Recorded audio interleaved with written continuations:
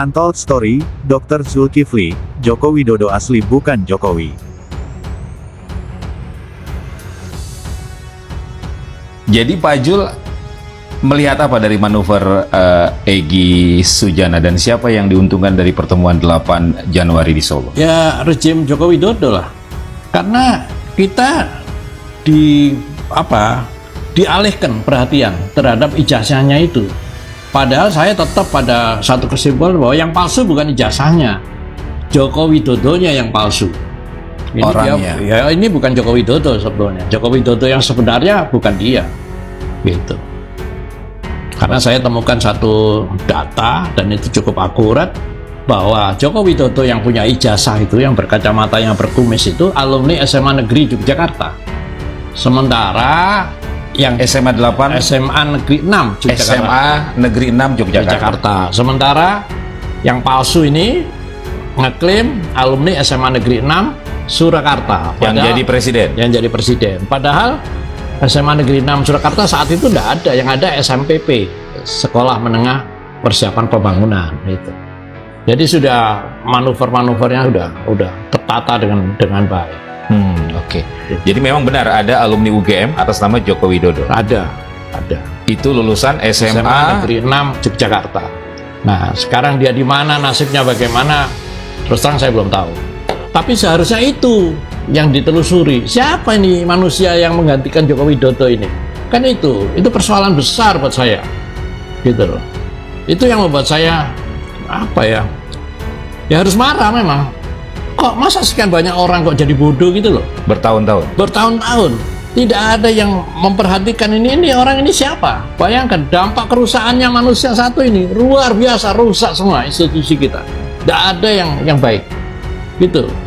Saya melihat bahwa apa yang ditulis oleh Dr. Tifa terkait analisa ya terhadap ekspresi wajah ya, mikro ekspresi pada seseorang yang kebetulan orang itu adalah Pak Jokowi ya, tapi saya tidak melihat kasus ini sebagai kasus yang sekarang ada ini, tapi dari sisi ilmu bahwa apa yang ditulis oleh Dr. Tifa itu adalah aplikasi dari ilmu yang kita sebut neuroscience, yang di dalamnya di situ ada neuropsikologi, ada neurobiologi, ada neurobehavior, dan ini adalah aplikasi dari neuroscience.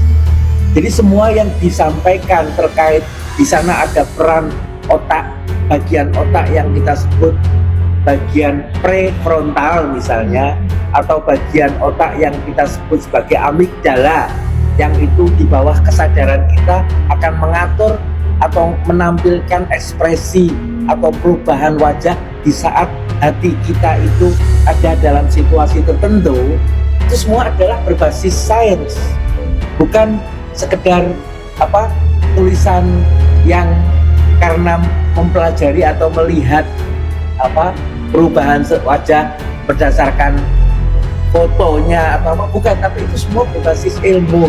Dokter Tifa seperti saya sebagai seorang dokter tentu memiliki pengetahuan dasar tentang otak manusia ya, dan susunan saraf itu pasti. Apalagi kalau kemudian dia mendalami tentang bidang-bidang S2-nya, bidang S3-nya semua terkait dengan neuroscience, otomatis pendalamannya akan lebih baik lagi. Dan untuk dinyatakan seseorang itu memiliki kompetensi ya untuk bicara soal neuroscience, seperti saya misalkan, yang diperlukan bukan sertifikat. Saya tidak punya sertifikat apapun, tapi bahwa saya diakui ya dari tulisan saya, dari apa yang saya kerjakan sehari-hari, dari keilmuan saya itu bahwa saya seorang neuroscientist, kan gitu. Jadi bukan butuh sertifikat, tapi penilaian orang terhadap kompetensi itu dilihat dari karya yang dia tampilkan, konsistensi karya-karya lain juga yang dia tampilkan. Itu yang penting disadari oleh pihak manapun. Saya tidak peduli. Saya nggak mengenal istilah kriminalisasi, saya nggak mengenal. Saya melakukan ini semua bismillah demi bangsa saya. Gitu. Tidak ada kekhawatiran saya diapa-apain, udahlah. ya kan?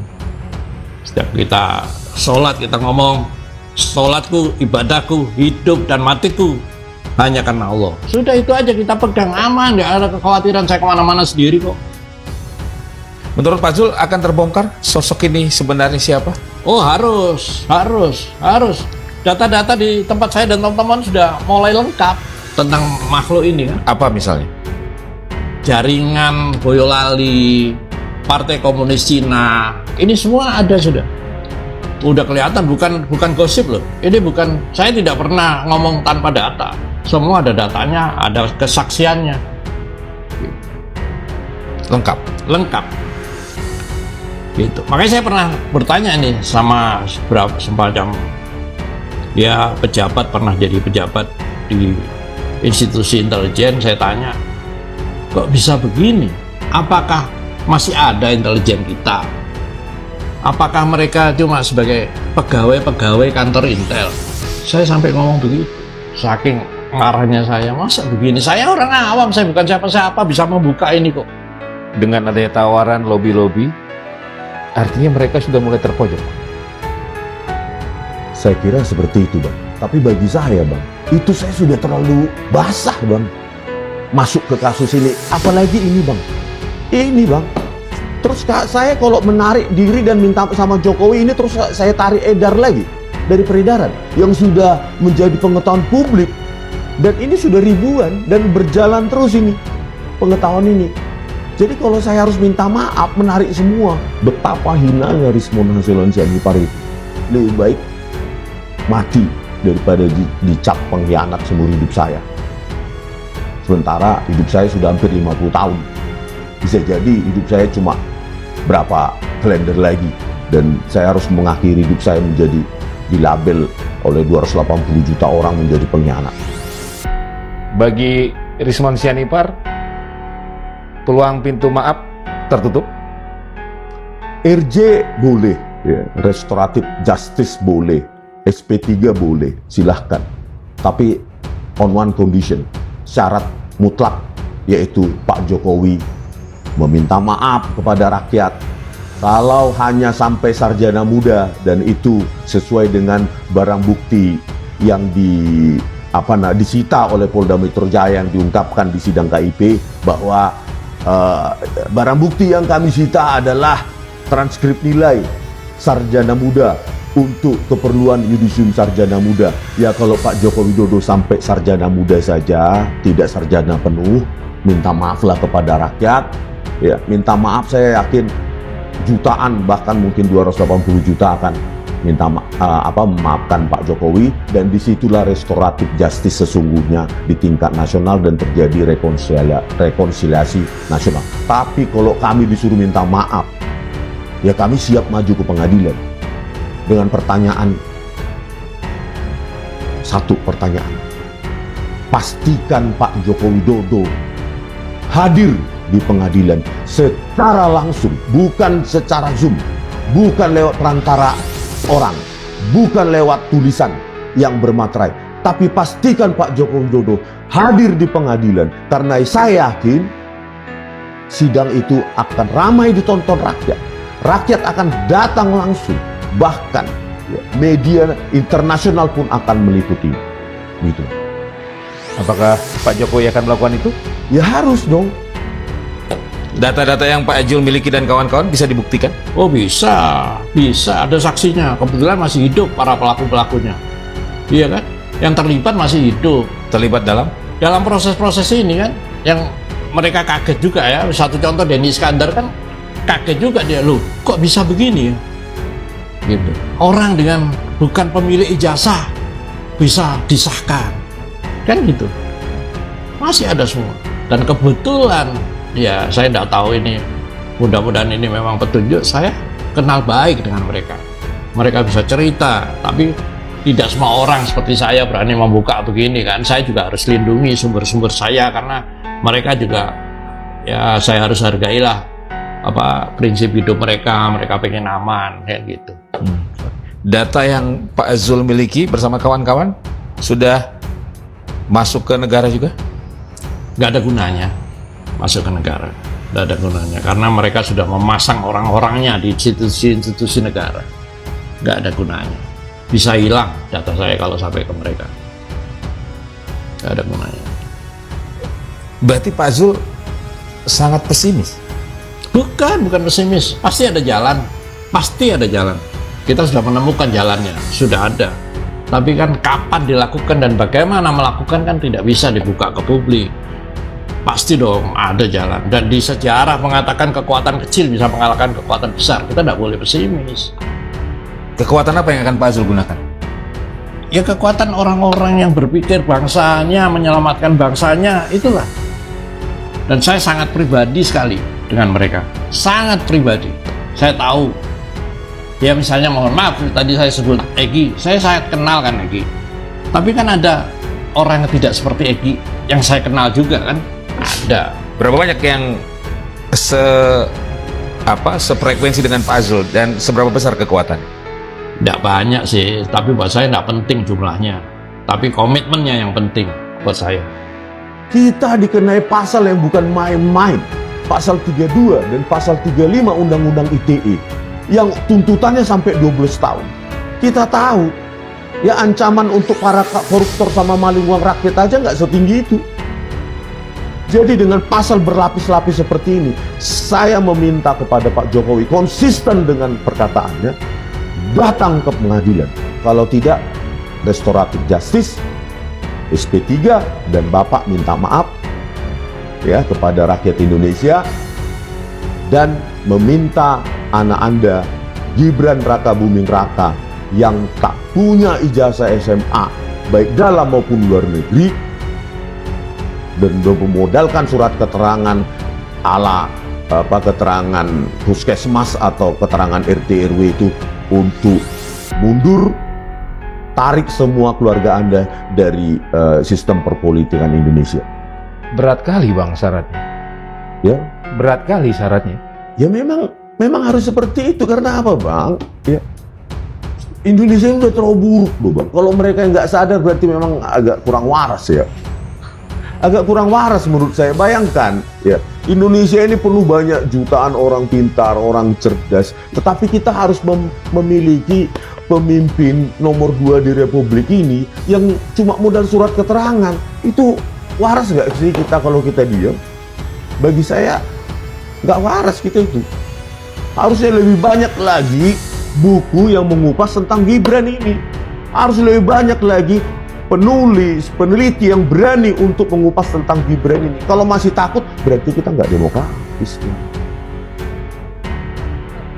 Peneliti lain sebenarnya punya kapasitas itu untuk membuat. Beribu-ribu kali lebih lipat, beribu-ribu kali lipat dari kecerdasannya, ketelitiannya, keseksamaannya daripada saya, Pak. Cuma satu, nggak punya mereka, nekat. Rasa nekatnya belum ada. Mungkin setelah melihat Rismond dipelajari, mungkin ya, Rismond ini siapa sih, ada backup politiknya nggak sih Bohim, terus dia pelajari, dia cermati, oh ternyata nggak ada. Mereka ada, Rismond adalah bagian dari saya yang cuma rakyat jelata. Mungkin dia akan terpanggil, mudah-mudahan. Jadi beneran backupnya cuma rakyat nih, Rismond Benar lah Bang. Ya, saya sudah tanya beberapa komunitas BIN, salah satunya yang mantan bla bla bla, saya bilang, Bang, sudah dicek nggak saya oleh BIN atau badan atau intelijen lain? Bersih katanya. Ya memang nggak ada.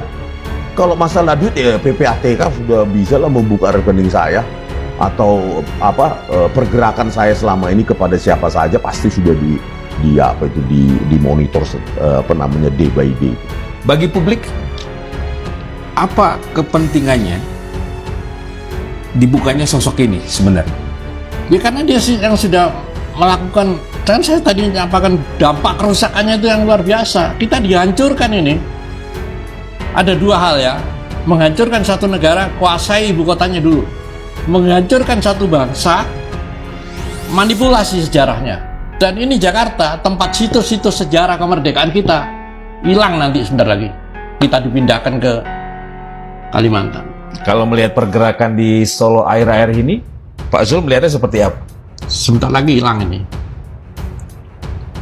Nggak tahu digantikan sosok yang lain, saya nggak tahu. Kan pasti dikorbankan. Daripada operasi besarnya gagal, lebih baik pemainnya dihilangkan, diganti pemain baru, kan begitu. Pak Zul melihat tanda-tanda itu di Solo, Saya lihat tanda-tanda itu. misalnya. Ya, perubahan fisiknya itu bagian dari skenario juga.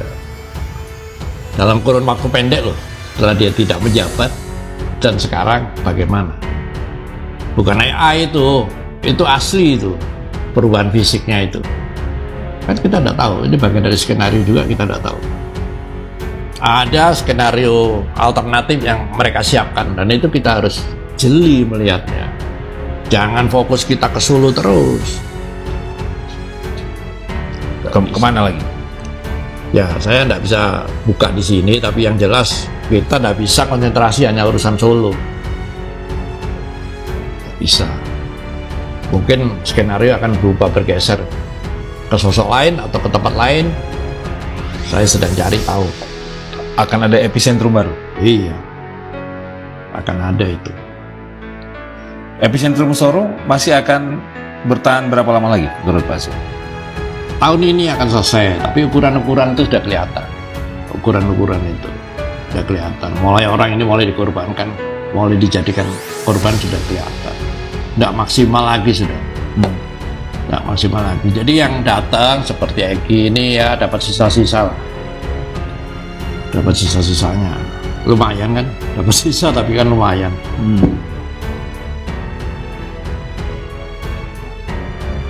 Kasus dugaan ijazah palsu Presiden ke-7 Joko Widodo, Jokowi, makin memanas. 2 dari 8 tersangka, yaitu Egy Sujana dan Damai Harilubis mendapat SP3 dari Polda Metro Jaya usai menemui Jokowi di Solo. Apa yang sebenarnya tengah terjadi dalam kasus dugaan ijazah palsu? Apakah ijazah Jokowi asli? Apakah mantan presiden dari Solo itu benar Jokowi yang kuliah di UGM?